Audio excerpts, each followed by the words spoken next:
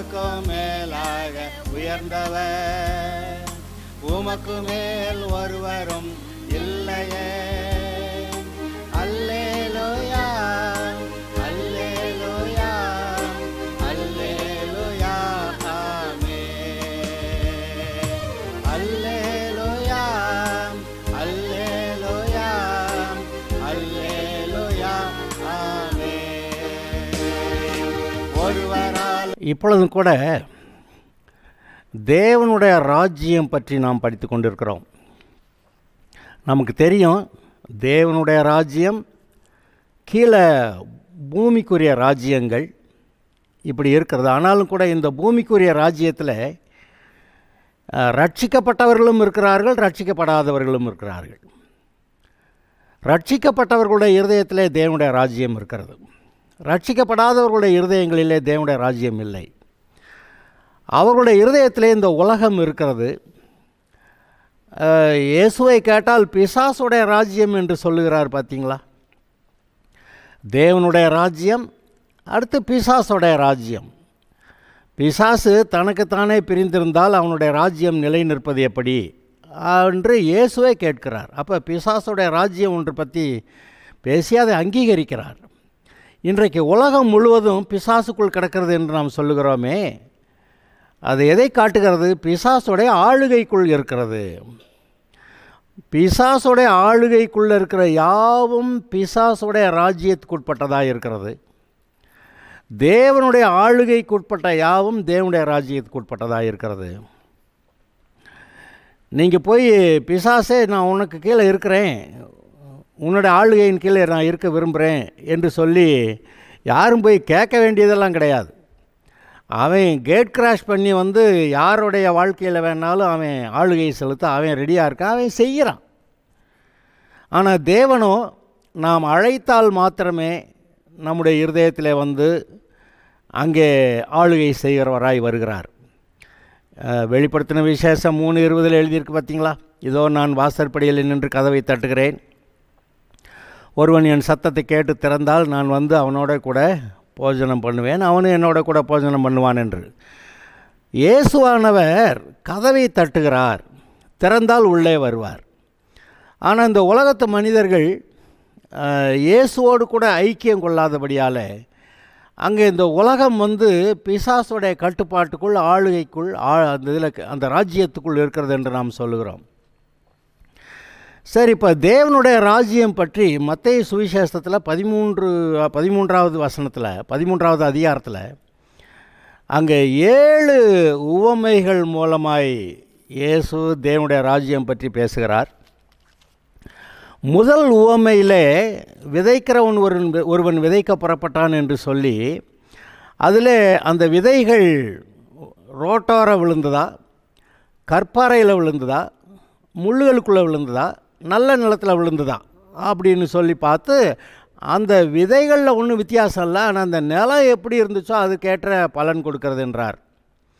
அப்போ நம்முடைய இருதயம் நல்ல நிலமாக இருந்தால் இயேசு விதைக்கிற வாக்குத்தத்த வசனங்கள், இயேசு விதைக்கிற ஆசீர்வாதத்தின் வசனங்கள் நம்முடைய இருதயத்தில் வளர்ந்து கனி கொடுத்து நாம் எல்லா விதத்திலும் ஆசீர்வாதமாக இருக்க அது உதவுகிறது. அது முதலாவது உவமையிலே சொல்லப்படுகிறது. இரண்டாவது உவமையிலே அங்கே மனுஷகுமாரன் வந்து நல்ல விதைகளை விதைத்தாலும் இரவிலே சத்துரு வந்து களையை விதைத்து விட்டு போனான் என்று சொல்லுகிறார். அந்த களை வந்து பிசாசு விதைக்கிறது.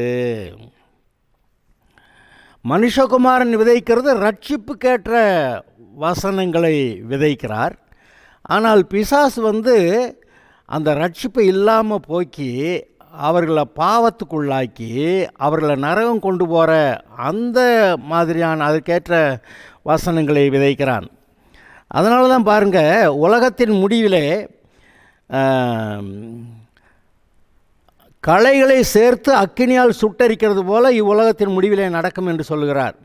மனுஷகுமாரன் தம்முடைய தூதர்களை அனுப்புவார், அவர்கள் அவருடைய ராஜ்யத்தில் இருக்கிற சகல இடரல்களையும் அக்கிரமம் செய்கிறவர்களையும் சேர்த்து அவர்களை அக்கினி சூளையிலே போடுவார்கள், அங்கே அழுகையும் பற்கடிப்பும் உண்டாயிருக்கும்.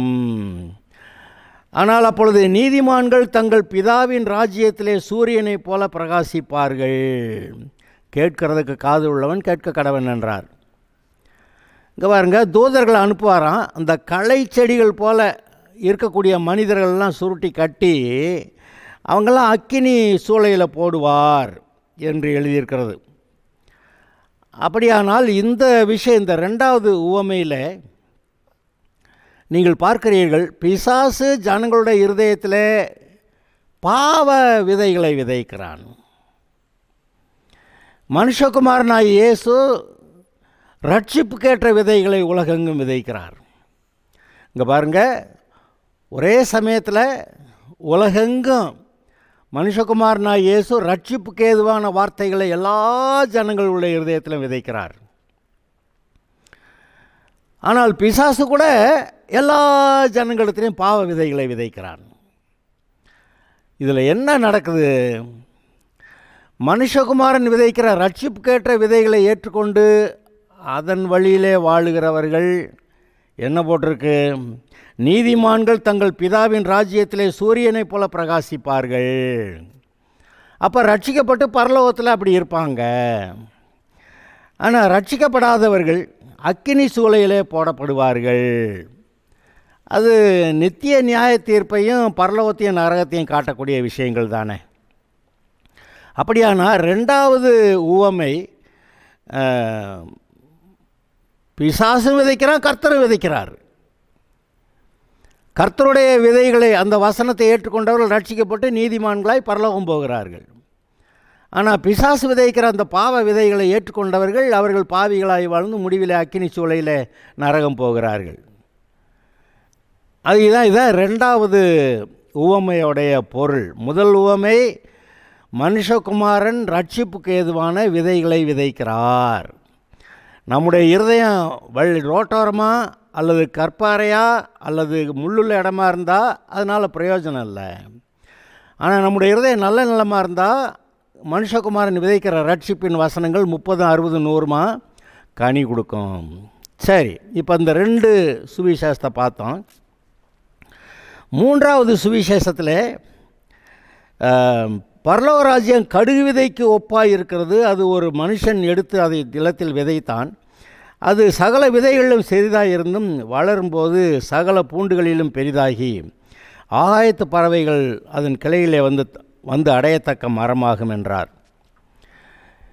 இந்த தேவனுடைய ராஜ்யம் இப்போ முதல் ரெண்டு உவமையில் சொன்னால் இயேசு விதைக்கிறாரு, பிசாசும் விதைக்கிறான்னு.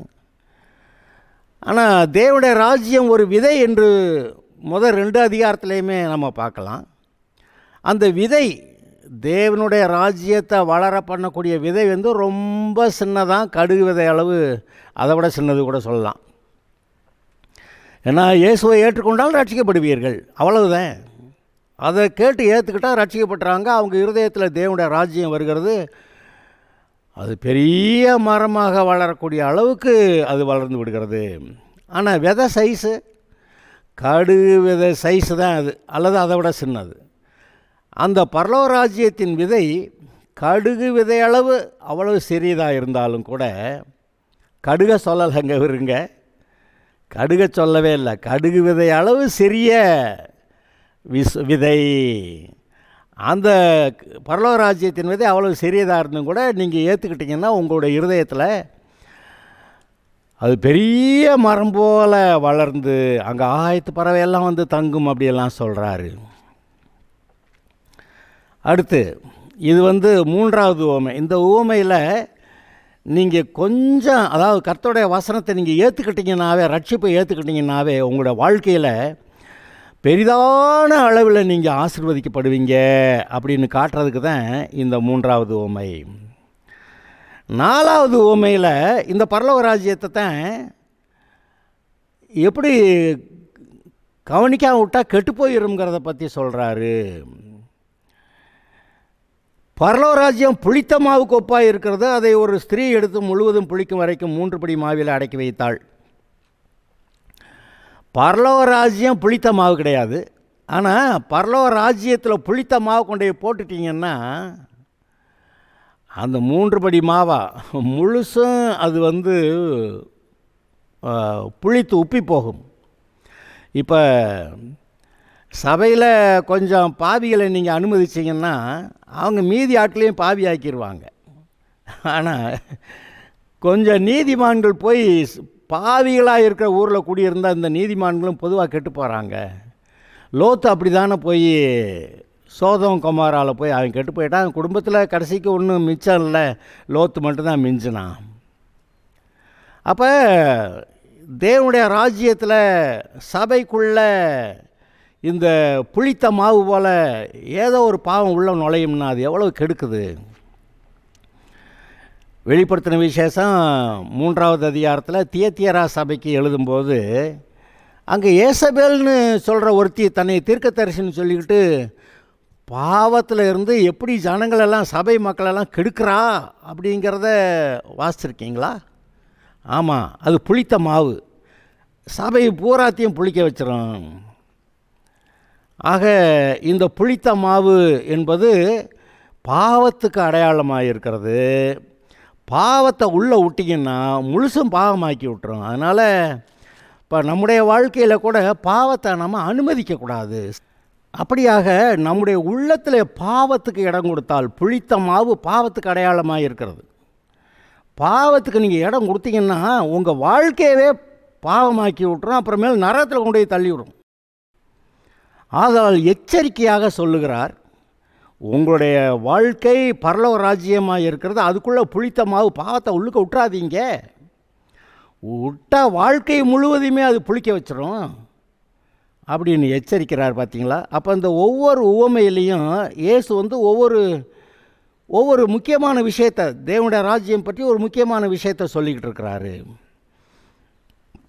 அடுத்து அந்த தேவனுடைய ராஜ்யம் பற்றி அவர் சொல்லும்போது, நிலத்தில் புதைத்திருக்கிற பொக்கிஷத்துக்கு ஒப்பாக இருக்கிறது, அதை ஒரு மனுஷன் கண்டு மறைத்து அதை பற்றி சந்தோஷத்தினால் போய் தனக்கு உண்டான எல்லாவற்றையும் விற்று அந்த நிலத்தை கொள்ளுகிறான். இப்போ அந்த தேவனுடைய ராஜ்யம் எவ்வளவு விலையேறப்பெற்றதுன்னு சொல்ல வர்றாரு இந்த சுவிசேஷத்தில். இதில் என்ன சொல்கிறாரு, ஒரு நிலத்தில் ஒரு புதையல் இருக்கான், அது அந்த நிலத்துக்காரனுக்கே தெரியல, ஆனால் இவன் என்கிட்ட கண்டுபிடிச்சிட்டான். இவன் என்ன பண்ணுறான், தனக்குரிய எல்லா ஆஸ்திகளையும் விற்றுவிட்டு அந்த நிலம் விலை என்ன வாங்கிடணும், அது விலை கொஞ்சம் கூட சொன்னாலும் பரவாயில்ல வாங்கிடலாம் அப்படின்னு சொல்லி நிலத்தை வாங்குகிறான். ஏன்? அதுக்குள்ளே இருக்க பொக்கிஷம். எதையெல்லாம் விற்று அவன் அந்த நிலத்தை வாங்குகிறான், தனக்குரிய எல்லாவற்றையும் விற்று, தனக்கு உண்டான எல்லாவற்றையும் விற்று அந்த நிலத்தை கொள்ளுகிறான். அப்போ தன்னுடைய வாழ்க்கையில் தனக்கு இருக்கக்கூடிய எல்லாவற்றையும், ஆஸ்திகள் அல்லது அவங்களுக்கு இருக்கிற நல்ல பேர், அது இது என்னமோ பெரிய பெருமை பாராட்டுகிற வேறு என்ன காரியங்களாக இருக்குமோ, எல்லாத்தையும் எல்லாம் போனாலும் பரவாயில்ல, நான் அந்த ரட்சிப்பை பெற வேண்டும், இருக்கிற ஆஸ்தியெல்லாம் விற்றுப்புட்டு நான் அந்த நிலத்தில் இருக்கிற அந்த பொக்கிஷத்துக்காக போகிறேன். அப்போ அந்த பொக்கிஷம் வந்து எவ்வளவு விலையேற பெற்றதுன்னு பார்க்க சொல்கிறாரு. ரட்சிப்பு உங்களுடைய வாழ்க்கையில் எவ்வளவு விலையேற பெற்றது என்பதை நீங்கள் நிதானித்து பாருங்கள் என்று சொல்லுகிறார். ஏன்னா தனக்குள்ள எல்லாவற்றையும் விற்கிறான். பவுல் அவன் வந்து ஒரு உண்மையான ஐஸ்வர்யம் உள்ள மனுஷன்தான். அவன் கூடாரம் செய்கிற தொழில் அவனுக்கு இருந்தது. அந்த ரோமர்களுடைய ஆட்சி காலத்தில் கூடாரங்கள் அந்த சோல்ஜர்ஸுக்கு அது ரொம்ப தேவை. ஏன்னா ஒரு இடத்துல இருக்க மாட்டாங்க அந்த சோல்ஜர்ஸு, அங்கங்கே போய்கிட்டே இருப்பாங்க. அவங்க போய் தங்குற இடத்துல கூடாரமும் வேணும் அவங்களுக்கு.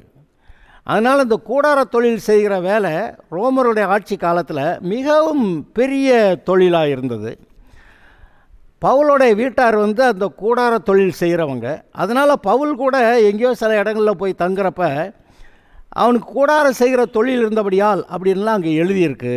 அது மாதிரி செஞ்சான்னு எழுதியிருக்கு. அப்போ கூடார தொழில் செஞ்சு நல்லா சம்பாதிக்கிற ஒரு தொழில் இருந்துச்சு, அதை விட்டுட்டு அங்கே பரிசேயர் சதுசேயர்கிட்ட நல்ல பேர் இருந்துச்சு, அதையும் கெடுத்துக்கிட்டு அவன் கமாலியல்கிட்ட கல்வி கட்டுறான்னு சொல்லி அவ்வளோ பெரிய உயர்ந்த கல்விமான் அந்த பேர் இருந்துச்சு, அதையும் கெடுத்துக்கிட்டு இந்த இயேசுநாரை ஏற்றுக்கிட்டா கடைசிக்கு அடி உததான், கடைசிக்கு உடனே கொல்லணும்னு நினச்சாங்க. அவனை கூடையில் வச்சு இறக்கி விட்டதுனால தப்பிச்சு ஓடி போயிட்டான்னு போட்டிருக்கு. அவன் பாருங்கள், ரட்சிப்பை கண்டுபிடிக்க வரைக்கும் அது அவனுக்கு பெருசாக தெரியலை. ஆனால் ரட்சிப்பை கண்டுபிடித்த உடனேயே தனக்குரிய யாவற்றையும் விட்டு அந்த ரட்சிப்பை பெற வேண்டும் அப்படிங்கிறதுக்காக எப்படி வந்தான் பார்த்தீங்களா? எனக்கு உண்டான யாவற்றையும் நஷ்டம் என்றும் குப்பையுமாய் எண்ணுகிறேன் அப்படி சொன்னான். அது மாத்திரமல்ல, என்னுடைய வாழ்க்கையில் அவர் நியமித்திருக்கிற அந்த லக்கை நோக்கி நான் ஆசையாய் தொடர்கிறேன். அது என்னோடய வாழ்க்கையில் இன்னும் போராட்டங்கள் இருக்குது, அடி உத தான் நிறைய இடங்களில் கிடைக்குது. ஆனால் இதெல்லாம் ஒன்றும் இல்லை. நான் எனக்காக கர்த்தர் வைத்திருக்கிற அந்த லக்கை நோக்கி நான் ஆசையாய் தொடர்கிறேன் அப்படி சொல்கிறான். அப்போ இந்த இடத்துல இயேசு என்ன சொன்னார்? ஒரு நிலத்தில் இருக்கிற ஒரு புதையல், அதை இவன் கண்டுபிடிச்சிட்டான். தனக்கு இருந்த அந்த புதையல் எவ்வளவு பெருசுன்னு அவன் நினைக்கிறான். நம்மக்கிட்ட இருக்க எல்லாத்த காட்டிலும் பெருசு அப்படின்னு சொல்லி தன்னிடத்தில் இருக்க எல்லாவற்றையும் விற்று அவன் போய் அந்த நிலத்தை வாங்கி அதை பெற்றுக்கொள்கிறானே. அதுபோல் இந்த இன்றைக்கு நாம் நமக்கு இருக்கிற எல்லாவற்றையும் கூட விட்டு அந்த ரட்சிப்பை பெற்றுக்கொள்வது எவ்வளவு முக்கியம் என்று இயேசு அங்கே சொல்ல வருகிறார். அதுபோல தான் அடுத்த அந்த உவமையில் கூட ஒரு வியாபாரி அவன் போய் அங்கே ஒரு நல்ல முத்து, சூப்பர் முத்தியா, உலகத்திலே இதோட மேன்மையானது ஒன்றும் இல்லை என்று சொல்லி அப்படி ஒரு முத்தை கண்டுபிடிச்சிட்டு அவன் என்ன சொல்லியிருக்குது? தனக்கு உண்டான எல்லாவற்றையும் விற்று அதை கொள்ளுகிறான், அந்த முத்தை வாங்குறானா. இவன் வியாபாரிங்க, ஏகப்பட்ட முத்துகள் அவன் கைவசம் இருக்கும், வேறு தொழில் சம்பாத்தியங்கள்லாம் இருக்கும். எல்லாவற்றையும் விற்று போய் அந்த முத்தன்னா நான் கேட்குறேன், அந்த முத்தன்னா சாப்பிடவா முடியும்? ஆனால் அவ்வளவு விலையேற பெற்றது. பரலோகராஜ்யம், ரட்சிப்பு அவ்வளவு விலையேற பெற்றது. அப்படியானா விலையேற பெற்றதை பெற்றுக்கொள்ளுகிறது எவ்வளோ அவசியம் பார்த்தீங்களா? அது பரலோகராஜ்யம். முத்தை சாப்பிட முடியாது, ஆனால் பரலோகராஜ்யத்தில் உங்களுக்கு எல்லாம் கேட்குறதெல்லாம் கிடைக்கும். அந்த பரலோகராஜ்யம் எவ்வளவு மேன்மையானதுன்னு சொல்கிறதுக்கு தான் இதை சொல்ல வர்றாரு. அதாவது உனக்கு இருக்க எல்லாத்தையும், வாழ்க்கைக்கு இருக்கிற எல்லாவற்றையும், அந்த தொழில் வியாபார தொழிலுக்கு இருக்கிற எல்லாவற்றையும் விட்டு நீ அந்த முத்து வாங்கலாம். ஏனென்றால் அதுக்கு நிகரானது ஒன்றுமில்லை, அந்த ரட்சிப்புக்கு நிகரானது எதுவும் இல்லை. இன்று உங்களுடைய ரட்சிப்புக்கு நிகரானது எது இருக்கிறது? ஆதலால் தான் பாருங்கள், இன்றைக்கு நம்முடைய வாழ்க்கையில் நாம் பார்க்குறோம், சில ஆட்கள் இயேசு ஆண்டவராக ஏற்றுக்கொண்டு ரட்சிக்கப்படுறேன்னு சொன்ன உடனே அவங்க வீட்டார் நீ வீட்டில் இருக்காதப்போ அப்படின்வாங்க. அப்போ அந்த ஆஸ்தி சொத்து எதுவுமே கிடைக்காது.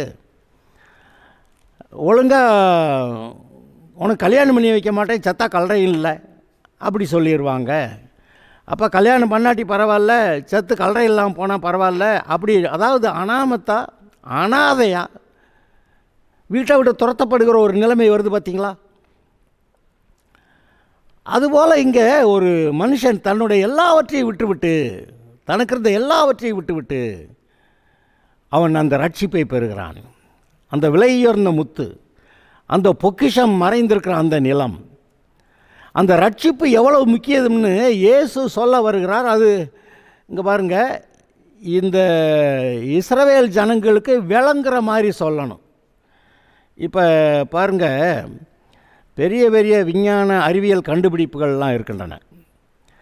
அறிவியல் கண்டுபிடிப்பு எதை சொன்னாலும் விளங்காதுன்னாக்க எப்படி சொல்லுவாங்க? அப்போ இந்த உலகத்து மக்களுக்கு, சாதா மக்களுக்கு, படிக்காத மக்களுக்கு விளங்குற மாதிரி, கதை சொல்கிற மாதிரி அங்கே சொல்லணும். அப்போ இந்த மக்களுக்கு தெரிந்த காரியங்களை சொல்லி உவமையாக கதை சொல்கிற மாதிரி சொல்லிக்கிட்டு இருக்கிறாங்க.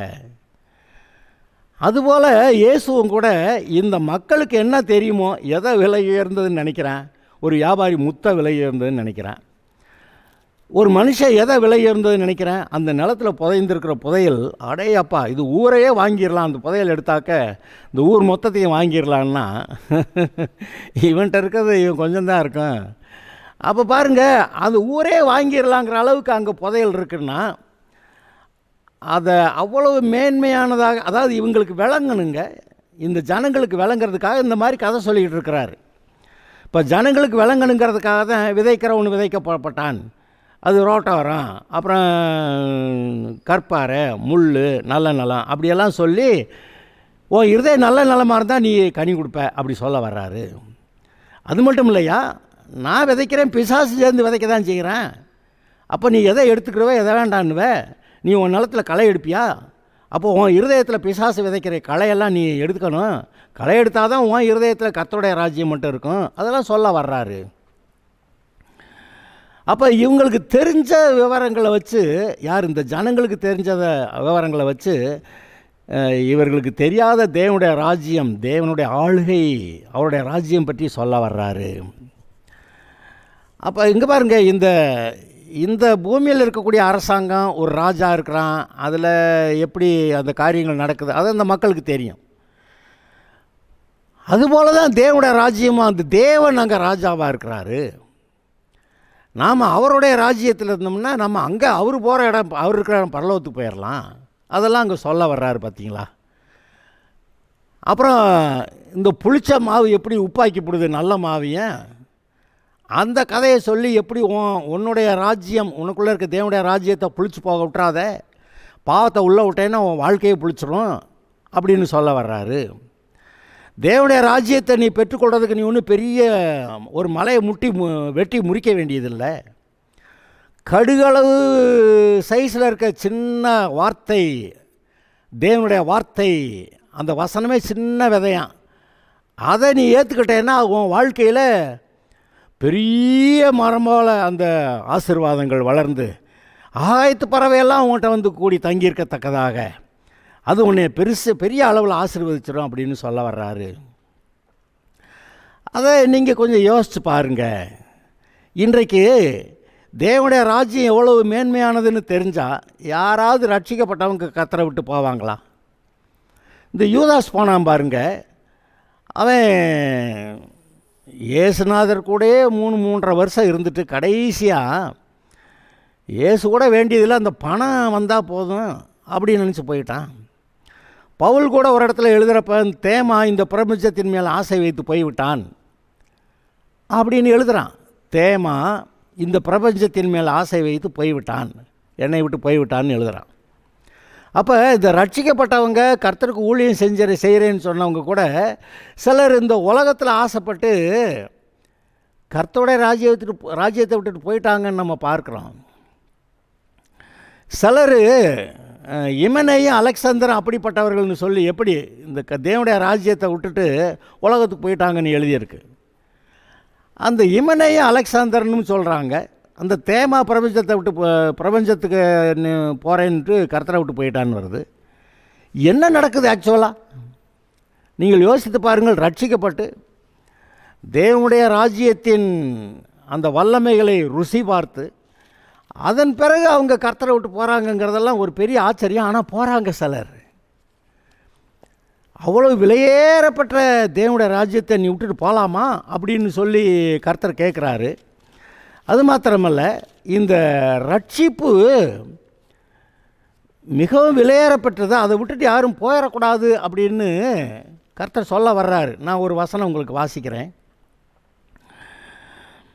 ஒரு தரம் பிரகாசிக்கப்பட்டும் பரம ஈவை ருசி பார்த்தும் பரிசுத்த ஆவியை பெற்றும் தேவனுடைய நல் வார்த்தையையும் இனி வரும் உலகத்தின் பலன்களையும் ருசி பார்த்தும் மறுதலித்து போனவர்கள் தேவனுடைய குமாரனை தாங்களே மறுபடியும் சிலுவையில் அறைந்து அவமானப்படுத்துகிறபடியால் மனம் திரும்புவதற்கு ஏதுவாய் அவர்களை மறுபடியும் புதுப்பிக்கிறது கூடாத காரியம். எபிரேயர் 6 4, 5, 6 வசனங்களை வாசித்தேன். இங்கே பாருங்க,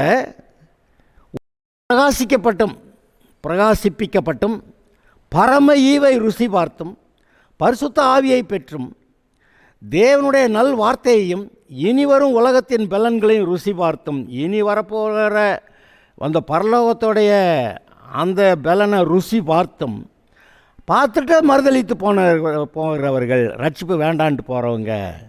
அப்படி இந்த எபிரேயரில் ஒரு கூட்டத்தை பற்றி எழுதியிருக்கு.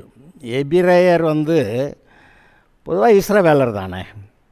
அப்போ இஸ்ரவேலர்லேருந்து ரட்சிக்கப்பட்டு வந்தவங்க அப்புறம் ஏதோ மறுபடியும் ரட்சிப்பை விட்டுட்டு அந்த எபிரேயர்கள் அவர்கள் அவர்கள் பாரம்பரியமாய் கடைப்பிடித்து வந்த நியாயப்பிரமாணத்துக்கு போயிட்டாங்க. அந்த விருத்த சேதனம் பண்ணுறதும் அந்த நியாயப்பிரமாணம் பண்ணுறதும் ரொம்ப முக்கியமாக போச்சு. ரட்சிப்பு வேண்டாம், அப்படி போயிட்டாங்க. அப்போ ஏமாற்றப்பட்டு விட்டார்கள், வஞ்சிக்கப்பட்டு விட்டார்கள். இன்றைக்கு பரலோகமாக நரகமானா இது சிம்பிளாக கேட்டால் விளங்கிடும். யார் நரகத்துக்கு போக ரெடியாக இருக்கீங்க? யாரும் ரெடியாக இல்லை. ஆனால் நரகத்துக்கு தான் போயிட்டுருக்காங்க. உலகத்தில் ஏறக்குறைய எல்லாருமே நரகத்துக்கு தான் போயிட்டுருக்குறாங்க. ஆனால் நரகத்துக்கு போகிற விரும்பியான்னு கேட்டால் நோ. சரி, பரலோகத்துக்கு நான் பரலோகத்துக்கு தான் போகணும். பரலோகம் தான் பிரச்சனை இல்லாத இடம், பரலோகம் தான் கடவுள் இருக்கிற இடம், பரலோகம் தான் நிம்மதியான இடம், பரலோகம் தான் நமக்கு ஆசீர்வாதமான இடம்.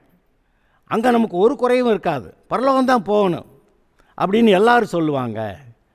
ஆனால் இவ்வளவு விவரம் தெரிஞ்சுட்டு அவங்க இந்த ரட்சிப்பை ஏற்றுக்கொள்ளாமல் போகிற பெருங்கூட்டத்தை பாருங்கள்.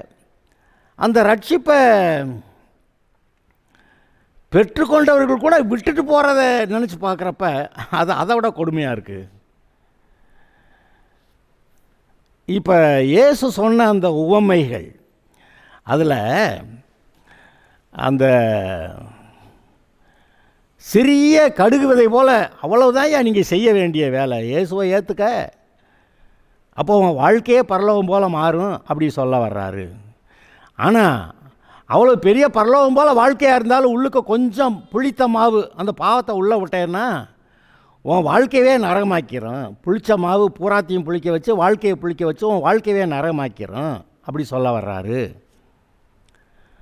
அப்புறம் இந்த இப்போ 2 இது சொன்னமே, அதாவது நிலத்தில் புதைத்திருக்கிற அந்த புதையல், அந்த பரலோகம் அப்படி பெரிய புதையலுக்கு ஒப்பாக இருக்கிறது. அப்புறம் அந்த பரலோகம் பெரிய நல்ல விலை உயர்ந்த முத்துக்கு ஒப்பாக இருக்கிறது. அதாவது எந்த கண்ணோட்டத்தில் பார்த்தாலும் அந்த பரலோகம் மிகவும் ஆசீர்வாதமான, சமாதானம் நிறைந்த, ஒரு சந்தோஷம் இருக்கக்கூடிய ஒரு இடம். அது நித்திய காலத்துக்கு சந்தோஷமாக இருக்கிற இடம். அது ஏதோ கொஞ்ச நாளைக்கு இல்லை, நித்திய காலத்துக்கு. அப்போ நித்திய காலத்துக்கு சந்தோஷமாக இருக்கக்கூடிய பரலோகத்தை வேண்டான்னு ஒருத்தன் விட்டுட்டு அதை விட்டுட்டு நரகத்துக்கு புளித்த மாவு அந்த பாவத்தை ஏற்றுக்கிட்டு வாழ்க்கையவே புளிக்க வச்சுக்கிட்டு இந்த பூமிக்குரிய வாழ்க்கையிலேயே நரகம் போல் ஒரு வாழ்க்கையை வாழ்ந்துக்கிட்டு போகிறது நரகம்தான்னா அதை எப்படி இவங்க செய்கிறாங்க? அது உங்களுக்கு ஆச்சரியமா இல்லையா? சரி, மற்றதெல்லாம் கேட்டாச்சு. இப்போ நம்முடைய வாழ்க்கைக்கு வரலாம். நம்முடைய வாழ்க்கையிலே நான் கேட்குறேன், பொதுவாக நாம் என்னென்ன சின்ன பாவங்களை செய்கிறோம்னு நீங்கள் நினைக்கிறீங்க? பெரிய பாவமெல்லாம் செய்ய மாட்டோம் பாஸ்டர், ஆனால் சின்ன சின்ன பொய் அது இது ஏமாற்றி எதாவது பண்ணிட்டு இருப்போம் பாஸ்டர். ஏங்க, கர்த்தர் முக்கியமா அல்லது இந்த சில்லறை பாவமும் அதில் இருக்க சந்தோஷம் முக்கியமா? கர்த்தரையும் சின்ன சின்ன பாவங்களையும் வச்சுக்கிட்டா எது வேணும்? சின்ன பாவங்களா இல்லை கர்த்தரா? நம்ம அப்படி கணக்கு போட்டோம்னா இந்த சில்லறை பாவத்தை கூட செய்ய மாட்டோம்ல. தேவனுடைய ராஜ்யம் உங்களுக்குள்ளே எவ்வளவு அழகானதாய் இன்பமானதாய் இருக்கிறது. அதில் கொஞ்சம் பாவத்தை புளிச்ச மாவை போட்டால் பூரா புளிச்சிரும். வாழ்க்கையே இந்த பூமிக்குரிய வாழ்க்கையே நரகமாயிருங்க. அப்போ நீங்கள் நிதானித்து பாருங்கள், உங்களுடைய வாழ்க்கைக்குள்ளே புளித்த மாவை உள்ளே விடாதிருங்கள். ரட்சிக்கப்படாதவங்கன்னா இப்போ இவ்வளவு மேன்மையான உயர்ந்த ஆசீர்வாதமான அந்த ரட்சிப்பை பெறுவதற்கு வாழ்க்கையில் இருக்கக்கூடிய எல்லா நன்மைகளையும் விட்டுட்டு கூட அந்த ரட்சிப்பை பெறலாமே. அதுதான் ஏசு சொல்கிறாரு. இப்போ உலகமே உங்களுக்கு சொந்தமாக இருந்தால் கூட அதை விட்டுட்டு நீங்கள் இயேசுனாரை எடுத்துகிட்டு போயிடலாம். அதான் இயேசு கேட்டார், ஒரு மனுஷன் உலகம் முழுவதையும் ஆதாயப்படுத்தினாலும் சம்பாதித்தாலும் தன் வாழ்க்கையை நஷ்டப்படுத்தி அவன் நரகத்துக்கு போவான்னா அவனுக்கு என்ன லாபம் அப்படி கேட்குறாரு. ஆக அருமையானவர்களே, இந்த வார்த்தையில் யாராவது கேட்டுக்கொண்டிருப்பீங்கன்னா, ரட்சிக்கப்படாமல் இருந்தால் ரட்சிக்கப்படணும். ரட்சிக்கப்பட்டவர்கள் நம்முடைய வாழ்க்கையில் அந்த புளித்த மாவு பாவத்துக்கு நம்ம இடம் கொடுக்கக்கூடாது. பாவத்துக்கு கொஞ்சம் இடம் கொடுத்தா அது வாழ்க்கையவே புளிக்க வச்சிரும். அதனால் கவனமாக இருப்போமாக. இயேசுவை ஏற்றுக்கொண்டவர்கள் கர்த்தருக்குள்ளே பரிசுத்தமாய் நீதியாய் காத்து கொண்டு இருப்போமாக. கர்த்தர் உங்களை ஆசீர்வதிப்பார்.